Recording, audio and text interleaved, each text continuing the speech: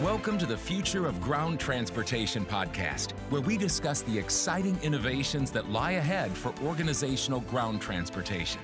Each episode, we cover topics tailored to those resolving transportation-related challenges and provide tips, tools, and trends that will inspire you to stay ahead of the curve. And now, here's your host, Daniel Perez. Welcome to the Future of Ground Transportation. Today we have a special guest, Mr. Spencer Tenney. Spencer and his group specializes in the mergers and acquisition, especially in the transportation space for private bus operators, as well as operators in the logistics space. It's a pleasure having you today with us, Mr. Spencer. How you doing today? Be with you, Daniel. The pleasure is ours. So, Spencer, just to bring everyone up to speed, if you could just sort of introduce yourself and tell us a little bit about yourself, your firm, and what are your main expertise? Right. So, Tennery Group, we are an industry-specialized merger and acquisition advisory firm. We work with all kinds of transportation companies, from passenger to your trucking logistics. Most of our business is sell-side representation. That would be for companies in that 20 to 300 million in annual revenue. Just as far as a fun fact, my connection to the chauffeur transportation industry goes back a long time, where my dad started advising on deals going back to 1973. So some people don't know this, but yeah, 1973. And so my dad also he hired the first president of the National Limousine Association, the first executive director while he served as president of the National Limousine Association. So there's a little fun fact for you going back to the history books. Totally. So super cool. Thank you for sharing that fun fact. So tell us a little bit of how you guys started in this industry, and sort of how did you get started getting involved into the family company?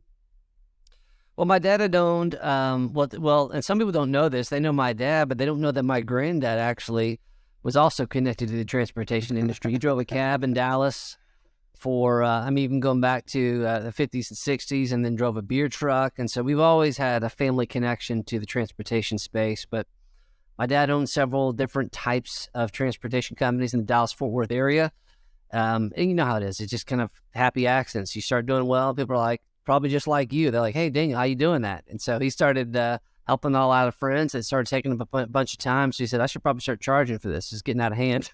Started doing consulting, and then the consulting kind of morphed into doing M&A advisory. And here we are in 2023 doing exclusive M&A advisory in the transportation space.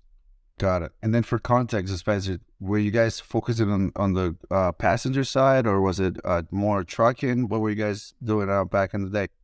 Well, my dad, before he got involved in any of this, he was driving trucks back in his 20s, and but most of it, in terms of the M&A advisory, started on the passenger side: chauffeur transportation, school bus, charter bus, courier. And just primarily over the last 10 to 15 years, grew heavily in the trucking logistics space. Got it. Awesome. So tell us how you guys started from in the sort of family business. How did you get involved into now running and being the president for Spencer Tenney Group? Well, we're not unlike a lot of other family businesses. Somehow my dad texted me a photo that he's getting real sentimental. I bought him out 5 years ago. He's still involved on a very limited PR role, but he gets kind of sentimental. And so he was going through a lot of these photo books. He sent a picture of me, my first job working for him, which was janitorial services. And so, it's 30 years ago, and that's just what I did. So that's kind of how we got started, and went to college, went to work, did some other things, and ultimately came back to family business. And, he and I worked well together for 20-ish years, and then became partners and eventually bought him out. But I think part of our story, we try to share it regularly because, family business is tough, and, trying to kind of work through those dynamics. And, although primarily what we do today is helping people transition business ownership to an outside party. I'm a huge advocate of keeping the business in the family when it makes sense, like when the people want it. And so we were blessed to have the experience that we had of working with family businesses for so long that we were able to kind of go through that process and, over, about a 5-year period and, navigate, ask tough questions and then to equip me to be successful, all the things necessary to have a successful transition of ownership within a family. So I'm just kind of passionate about helping families, even for the most part. That's not really how we, function as a business. I just like doing it because, I want these families to be successful. Totally. Thank you, Spencer. And I really appreciate it because you really touched on a couple of really good nuggets. Number one, congrats to you from starting from the bottom, right? Because most of the time, that's how I'm a huge advocate. So, for example, my son wants to get into the transportation sector, and he's only 16. So I'm like, yeah, you want to get involved into the transportation? How about you start washing some buses? How about you start from all the way in the bottom so you could really understand sort of the work ethics instead of just, being on the C-suite and thinking that he's going to run the company overnight, right? So just definitely, like, with all the patience that it requires, the emotional intelligence to having those difficult conversations with family members, I'm sure that it wasn't easy.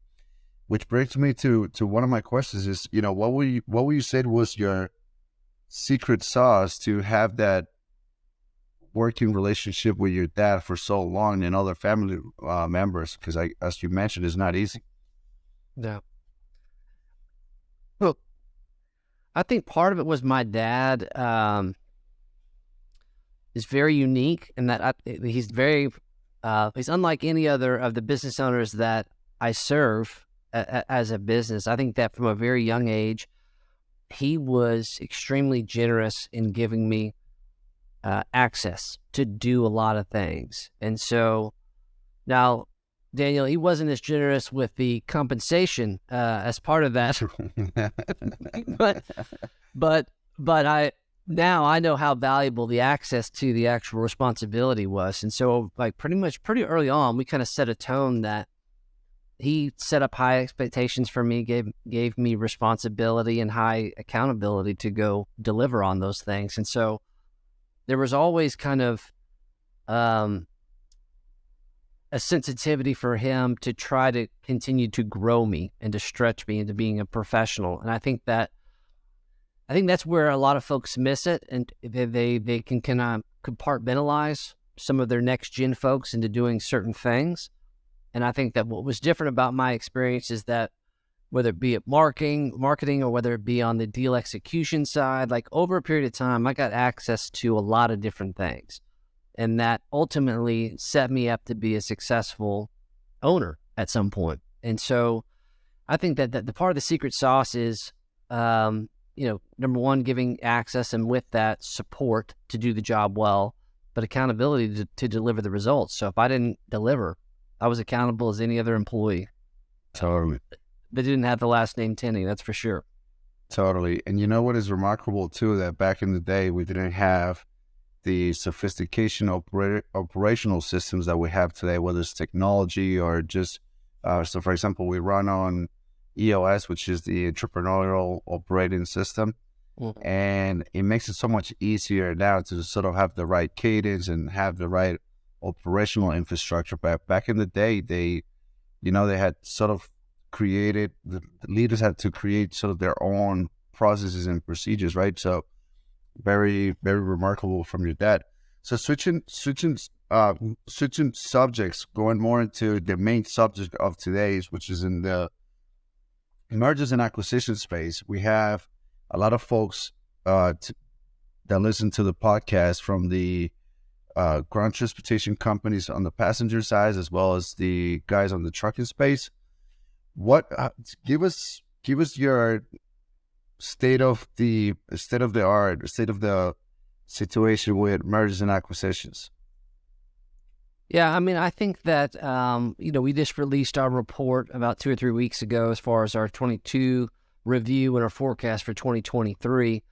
And the way that we look at the market and try to assess what's going on is like what's happening in our active deals. So right now we have 18 primarily trucking logistics deals that we're running, anywhere from 20 to 300 million in annual revenue, all different verticals. And from that data, like in terms of the ways that buyers are responding and engaging and the way that those same buyers are able to go get financing to get these deals completed, it provides us a pretty unique vantage point in terms of what's happening and what will likely happen in 2023. And so, if you look back to 2022, I mean, it was wild, wild west as it relates to M&A.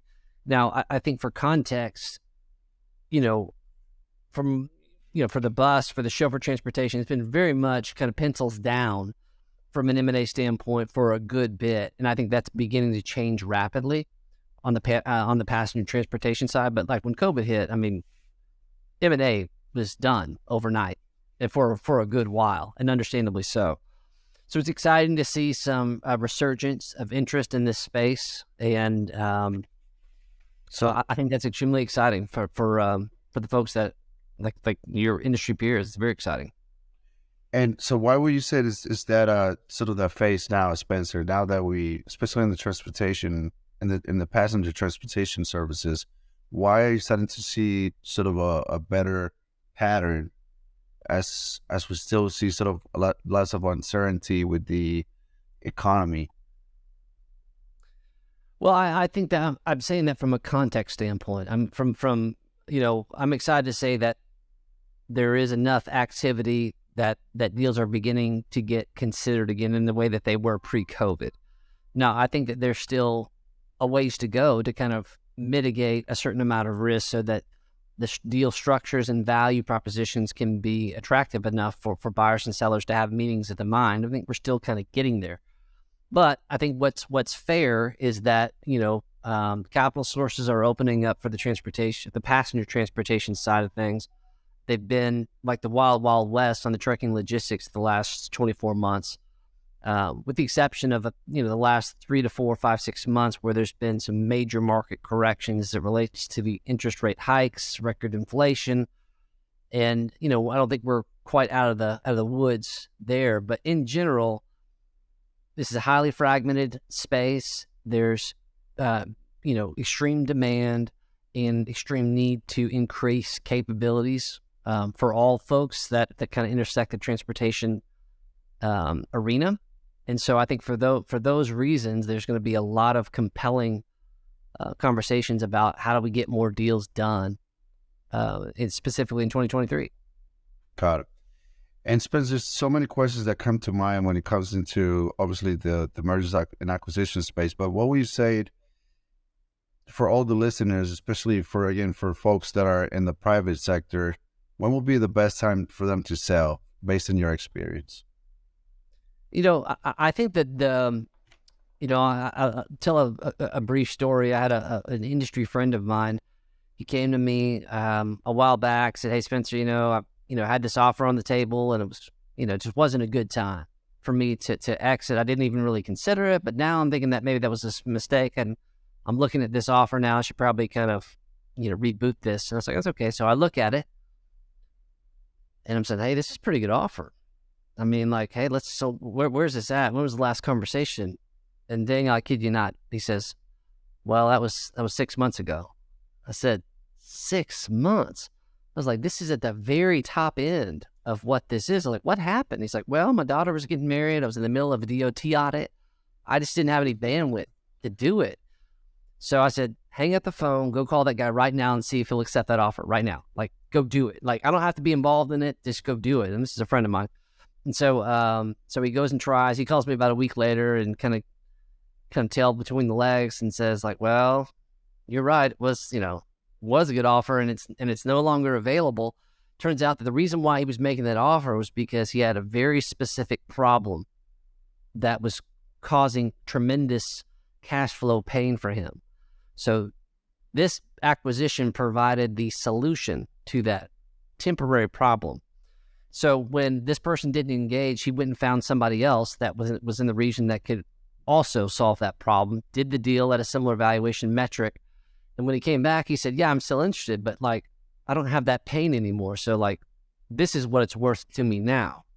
So to answer your question, in terms of the best time to sell your business is when a buyer that has the greatest strategic rationale and probably the most compelling investment thesis about your business is ready to pay you. That's when the right time to do the deal is. And the reality is, I talk about this all the time, is like the cost of convenience, especially for business owners in this space, is for the most part a luxury that almost no one can afford.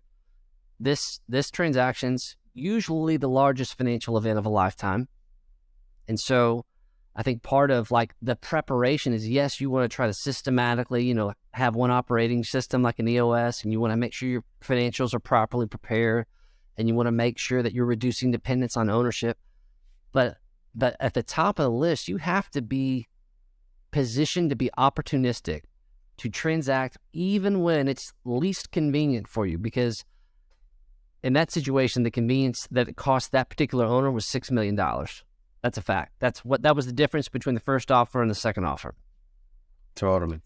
One of my mentors always says, Spencer, let's run our business like it will last forever, but we could sell it tomorrow, right? Yep. So, but at the same time, from all the education that I have taken on the M&A space, is that it takes time to go through an M&A process, right? It could take anywhere from 12 to 8 months just to prepare the business for the ideal sale. But based on your experience, will you advise the owners of businesses that are looking to sell their business to really prepare the business for a sale, or like really optimize their operational excellence and profit margins for a sale? Or because I'm a huge believer that asking a good question at the beginning of the year to see what game, how I'm going to play the game. Am I going to play the game for a sale, or am I going to play the game for a profit margin, or am I going to play the game on a growth strategy, right? So from your perspective, if the seller has a clear picture that he's looking to sell, how much time should he be allocating to really prepare himself for for an exit? Well, I think that timing is key. I think what's just as important is just understanding like how and why deals get done. I think like the more that you can educate yourself around those things, the more that you're going to avoid assumptions that steal time and money away from your life that you'll never get back. And so specifically, there's a couple of camps as it relates to like the way people think about getting value from their business. There's some people like specifically in the bus space. They'll say like, hey, I don't necessarily want to grow anymore. I don't want to reinvest in equipment anymore. I'm just going to kind of continue to pull money out. And then whenever it's not working anymore, maintenance expense gets too high, then I'll unload the equipment. Well, like that they have a blind spot, like, because it's all baked in. You can't necessarily, like if you go and you try to go sell that same business, well, the buyers, they're not an idiot. They're looking like, look at all this deferred CapEx. Look at all the stuff that they never took care of. Looking about in terms of how irrelevant the fleet is. Can't get new contracts because the equipment's too old. So either it's not sellable or it's so discounted that it just doesn't work. So and the other side of it is like, I'm just going to have new equipment and bank on the how attractive my equipment is. And then the problem with that is like, well, they're not pricing their business high enough to go out and have a sufficient margin. So just because you have great equipment, if you're not producing profits, that's not going to be very effective either, because they can't even justify paying the value of the equipment if the earnings of the business can't service the debt of that same equipment. So I think that it's really more of just a mentality of saying that, like, kind of back to your deal, like I've got to ensure this business operates at such a high level that whether I sell it or whether I don't, it still provides me a material benefit, but there's always the option to exit if I wanted it. And I think that's the challenge. So like getting that 20% EBITDA margins or greater on the charter bus side, for a lot of folks, sometimes that can be a stretch because they're just not pricing their business accordingly. So I think that's kind of the issue, like to rethink about exiting. It's not like I want to sell my business, but if you're thinking about it, like I at least need to operate it in such a way where I have the option. I think that's where some really good things can happen and where people actually start enjoying being in the business a lot more. Totally. And how much in advance do you suggest sellers to start working with a firm like yourself before they consider an exit?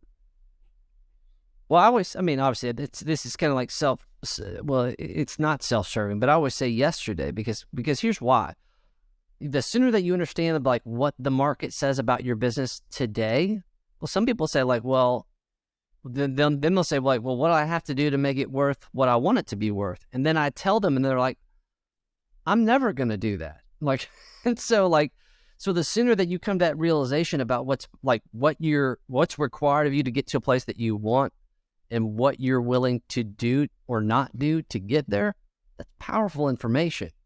Because what ends up happening, some people, they're like, well, I plan on being in this business for 10 years, but based on what you're saying, like I might be more, suited to go build wealth in a different channel altogether. But sometimes another response could be like, well, this is great. Well, I know that this is very helpful so that I don't go out and take tremendous risk on something that doesn't align with those risks. And then some people might just say like, well, this is, like now that I've got a foundation, I know how to specifically drive value and will drive value using that as a baseline. That's how I'll measure against. I'll make sure everybody's tied in doing that. But you just have to start somewhere. And so to me, like establishing a foundation, developing education about what drives value and why, I mean, you should be doing that just like you're talking about with the EOS system. You should be doing that the day you get in the business, not when you start thinking about selling. The day you get in, you should be thinking like that. Totally. So let's talk a little bit about valuations, because I'm a huge believer that, obviously, as you mentioned, you're a huge believer in getting people on here and telling them to do valuations. So, I mean, I'm a huge believer that every business owner think that their business is much more than they're worth, right? Is that not an accurate statement of what you've seen so far through your career, that everybody, has this huge magical number? I mean, like the other day I approached one of our competitors that he's probably doing, I want to say $1 million in EBITDA at the most. And I'm like, hey, will you consider selling? He's like, yeah, my number's 35 million. And I'm like, how the hell did you get a 35 million valuation, with less, like with $1 million in EBITDA, right? So it's just, how are you coming up with that number? Help me understand it. He could have come up with an actual number. And this is a guy running, a good decent size of a company. So it's probably the lack of education, lack of really understanding the sort of the valuation component. So on a high level, what are the multiples in the passenger ground transportation side and in the trucking space? What can business owners and private operators expect from a valuation perspective? Yeah, I mean, I'll provide some direction here. I think that what you said is probably true, and it's not specific to our space. It's just human nature. We always think these things. I've often said that our team goes to like 50 different industry trade events a given year. They're often some of the worst places for rumor mills around valuations and whatnot. Joe and Joe. This guy said he got this and he got that. Well, sometimes that's a little bit fabricated. Sometimes that is just misunderstood or misinterpreted. But so I have to be very careful about, what I can say here. But in general, I think I'm comfortable saying of the last 20 to 25 years that specifically in the bus space of doing deals, most of the transactions are going to be somewhere between 3 and 5 times EBITDA. Most of them are. And so to be clear, that would be for, let's just say it's, an asset purchase, and that includes assets free and clear. So what that would mean would that the seller would be responsible for paying off the debt as part of that valuation. And so what I think is one of the most helpful lessons that any business owner can do to try to learn about what's my business worth is to do the actual financial modeling or have someone do it for them. Because what ends up happening, like almost never is a buyer like stroking a check and saying, this is what I'm going to pay you. They're going to leverage their debt instruments, other people's money to go get this done. But there's going to be committees and boards and folks that have to sign off and they have to be satisfied. So they're going to have debt covenants and all these things. And so they're having to make a decision off of that. And so when we're able to show our clients like, well, here's why this buyer's tapped out is because they have to satisfy a certain amount, a minimum amount of cash flow after debt service once they pay off all the debt from the transaction. And then they also have to satisfy an actual return on equity. And that in some cases, depending on who it's for, if it's private equity, let's call it maybe 20 to 30%. So Spencer, can you please elaborate a little bit on the return on equity? And actually, if we could go back a little bit for the example that you mentioned of the 3 to 5 multiples for all the listeners. So if you have $1 million in EBITDA, if you have a 5x multiple, you're gonna get 5 million. But from there, you need to subtract the cost, the debt that the business has. Is that correct, Spencer? Yeah, I mean that's typically what happens. Now, there's other ways where deals get done, specifically with strategic buyers, because, what they might do is they might cherry pick the pieces of equipment that they want, exclude what they don't want, and then they might, apply like, well, hey, what do I think the goodwill of the revenue stream is? They might do a % of the revenue as part of that for the client list. And so there's a lot of ways to look at it, but you talk about asset heavy business and looking at it as a going concern. If you're buying all the assets and you're relying on the EBITDA, which is just, that's just an instrument to demonstrate what kind of debt it can service, then yeah, there's some major built-in limitations, and you're not even considering in the ongoing CapEx that would have to go on top of that as well. So I think that's why a lot of deals, when they get done on the charter bus side specifically, because I don't even know, $600,000-$700,000 today to buy a bus, yep, a high end. So yeah, the math just doesn't work. It only produces $200,000 or $300,000, maybe $350,000 max. It's like the math doesn't work. Like so there's some built-in limitations in terms of the way that lenders can look about how they're going to lend money on that. Now, the workaround is where you see a lot of folks, they'll do kind of a a la carte type transaction, very strategic, where they're just choosing that we're going to get all that revenue. We know that some of our existing fleet can become more efficient, so we're going to address some of that revenue on our underutilized equipment. Yep. And that's how we're going to justify the deal. That's also how they'll justify paying a premium on the goodwill portion of the revenue. And so I think that's where buyers and sellers have the meetings of the mind to say, let's figure out a way to combine our operations in such a way that we're getting those synergies that we need to help cost justify a deal that is better than what the business can command just by its standalone performance. Does that make sense? Yes, it totally that makes sense. I just want to make sure that for all the listeners that I get this many ways to skin this cat. Yeah. What I learned in the past is my hallucination was, well, I'm just going to get my EBITDA, multiply times 5, and boom. So I had this number in my head that wasn't as realistic as I thought it was when I really got a valuation and said, no, you have your actual valuation, you have your let's say your 5 multiple, but then from there you also need to subtract your debt. And when I look at that number, I wasn't as happy, and that's why I'm still operating the business. Yeah, so I think in general that's probably 8 out of 10 times that's how it's going to play out, and that's how it should play out. I think and so for those that have high value fleet, high debt, the balance sheets are up, upside down. Going back to your previous questions about when the right time is like, well, you want to make sure that your balance sheet is in such a way that if you get the right offer that you can actually net out what, the right amount, because you could have the best offer possible, but if you just turned over your fleet and you're kind of upside down right now, it's not going to make sense to exit at that right at that particular time. You need to go. Yeah, can you elaborate a little bit on the upside down your fleet? What do you mean by that? Meaning you need to reinvest in all your fleet again in order to produce the current EBITDA, or? Well, it just depends. I mean, some people when they're turning over their fleet, it's in spread out cycles, and other people they have a disproportionate amount where they're just bringing on all new equipment, and when that happens, puts a huge amount of new debt on the balance sheet, even as they're trading in new vehicles against that to bring that debt down.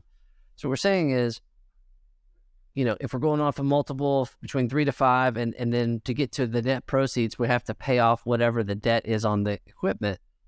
Like, unless you're raising the prices to go with the newer equipment, then effectively you just added more debt, but your performance isn't any better.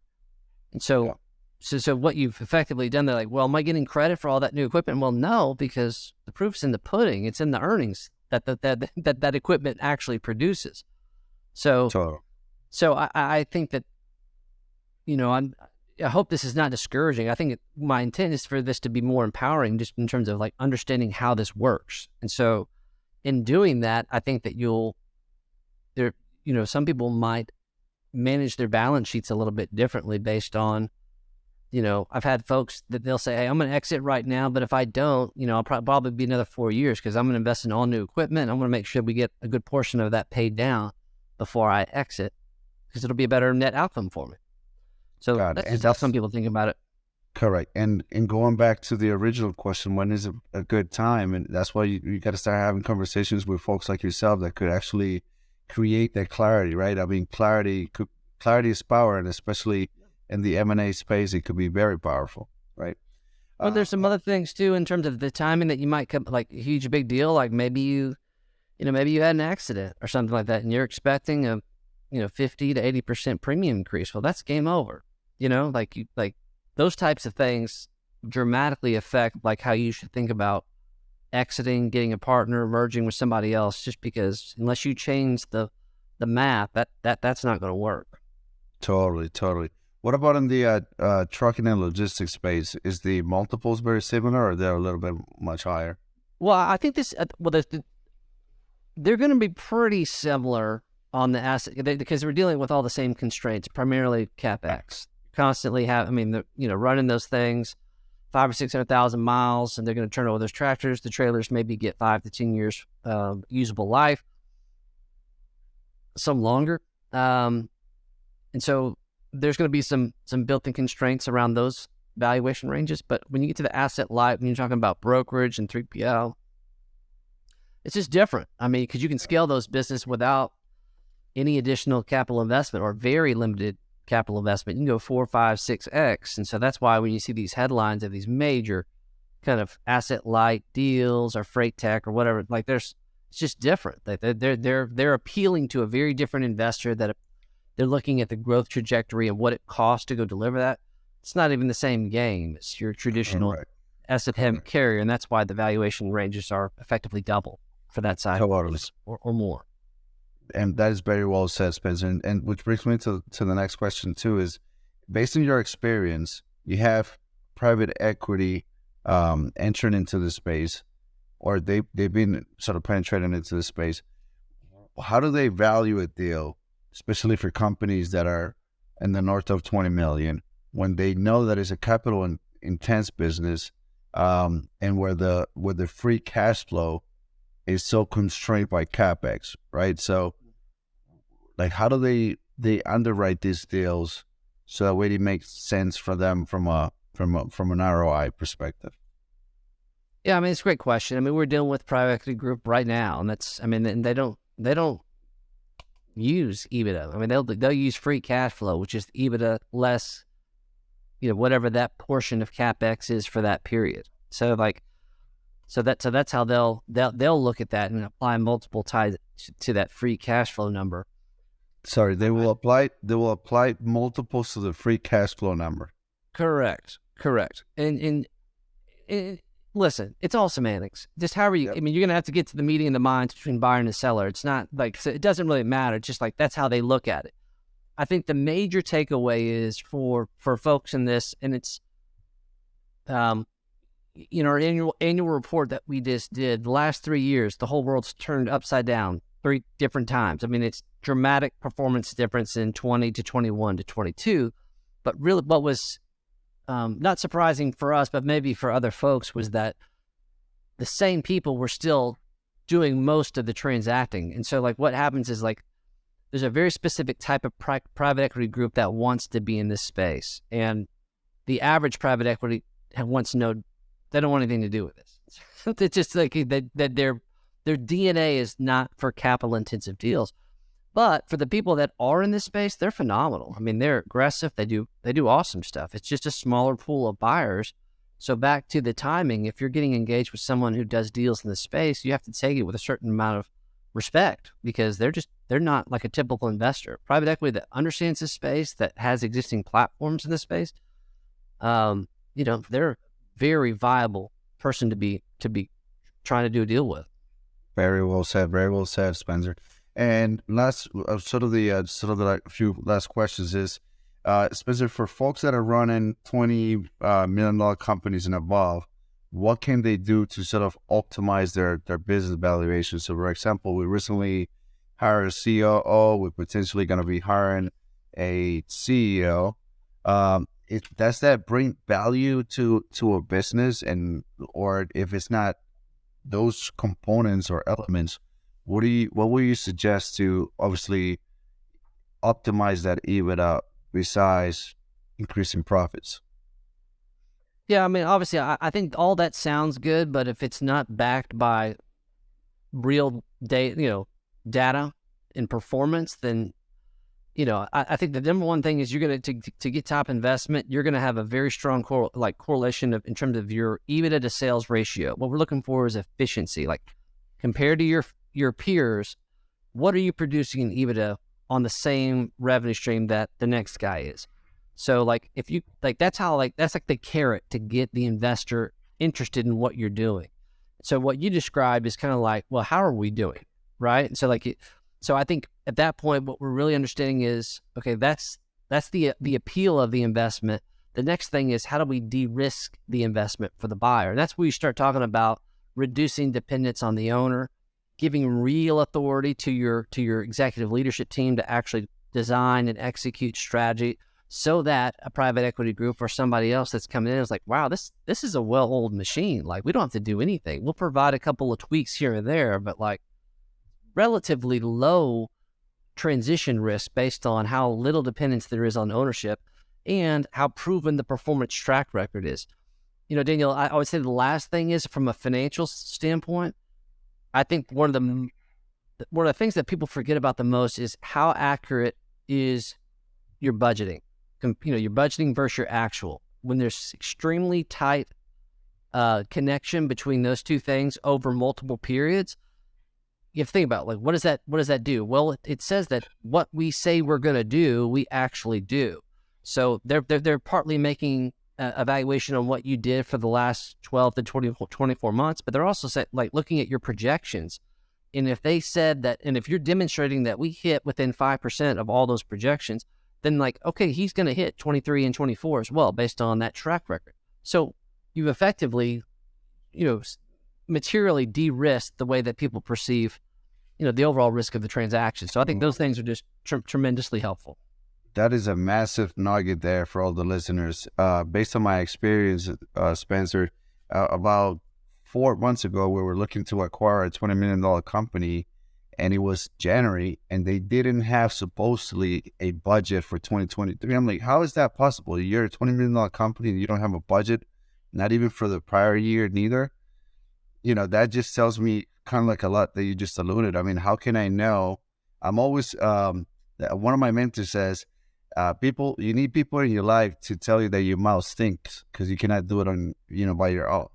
Right. So I'm like, let me know, let me see with your financial statements if your mouth stinks, right? And then not spend time and energy and money on a deal that is not going to go anywhere. I'm gonna steal that. I'm gonna steal that, Daniel. That's pretty. That's a nugget for me. I'm gonna use later on down the road. Thank you for that. Thank you, Spencer. So, to conclude the episode, Spencer, obviously this podcast is the future of transportation, whether it's in the trucking or passenger side. Where do you see sort of this industry is going, with sort of autonomous vehicles penetrated into the industry? We have electrical vehicles into the space. Where do you see this industries in the next 10, 20 years, if you had to guess? Well, I think even in the short term, I think you're going to see this marriage between this artificial intelligence and the human element and finding the right mixture of both. There's so many things that AI can be doing on the passenger transportation in terms of dispatching, reservation, designing, in terms of networks. There's so many things that AI will do and is doing better than the human mind can do at this point. But I think on the relationship side, I think you're going to see just really rethinking the workforce in terms of who are the people that we have to have in our organization from a growth standpoint. You're going to need that human element, that relationship person, to complement all the things that AI is going to take away from the humans as part of delivering an elite service. So I think that in the short and midterm, I think there's tremendous upside and things to be excited about by finding that right pocket, because it's not one or the other. It's going to be a marriage of both. And as far as the longer term end of that runway on the 10 years is, I think that when you start replacing the driver problems and you open up all of that capacity to get more innovative about how to combat the future, I think that's super exciting. So I see it as all very positive about this technology that's coming our way, and I think it's going to open up a lot of opportunities to reinvent the future for sure. That's very well said. And last two questions is, what is your best business that you normally recommend, and what is the advice? What is the best advice you have ever gotten, Spencer? Best advice I've ever gotten. I've gotten a lot of advice. That's for sure. What was the first part of the question? Maybe I'll come back to that one. Yep. So the book that you normally recommend the most, especially in the mergers and acquisitions, if you have one.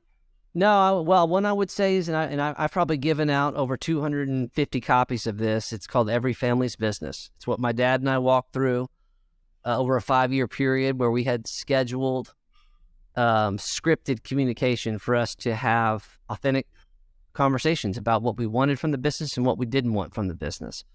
And so to me, you can tag that with this episode if you want, but everybody's business. Every Family's Business by Tom Deans. Like I said, I've recommended that to tons of families. I think that's just a great way to get on the same page. And people will go a decade without having a real sincere conversation about what they really want from the business, and this kind of puts that to an end. And so we've used it. I recommend it. Blessed our family 100%. And then let's go back to the best advice. Anything that comes to mind from your dad, especially you learned so much from him? Yeah, my dad, I think with my dad, what I've learned from him is that in my world, in M&A, there's a tendency to talk a certain way, to do certain things. But honestly, I think what has allowed him to be so effective for a long, long time is just to keep it as simple as possible. And to me, that's hard. It's very hard to speak very clearly and very straightforward about a particular issue. But I think that what I've learned from him and still am learning is to the degree that you can keep your communication as simple, direct, and clear as possible, specifically in the context of M&A, that's the secret sauce right there. Because making the complex very, very simple it's an art form. And so I think that I'm still pursuing it, Daniel, for sure. But I think that he's modeled that out in a very powerful way. And I'm going to continue to try to work towards that. Totally. So again, Spencer, thank you very much for taking the time for this episode. For all the listeners, whether you're in the private sector, public sector, looking to sell your trucking and logistics company or passenger transportation services, how can they get on this journey working with the Tennery Group, Spencer? Yeah, I mean, the first thing I would do is just go to our website, thetennygroup.com. Go get inspired by some of those stories from our past clients that have gone through the process of selling their business, but more specifically, what they're doing now, which is an exciting new chapter of life. So that's what I would encourage folks to do. Start there, listen to our podcast in the hot seat with the Tenney Group. And then when you're ready, reach out to us. We'll start the conversation and tell you the truth, nothing else. And I think that's a good place to start. Perfect. Thank you very much again, Spencer. With the Tenney Group, it's been a pleasure having you on the podcast today. You have a great day. Thank you, Daniel. Thank you.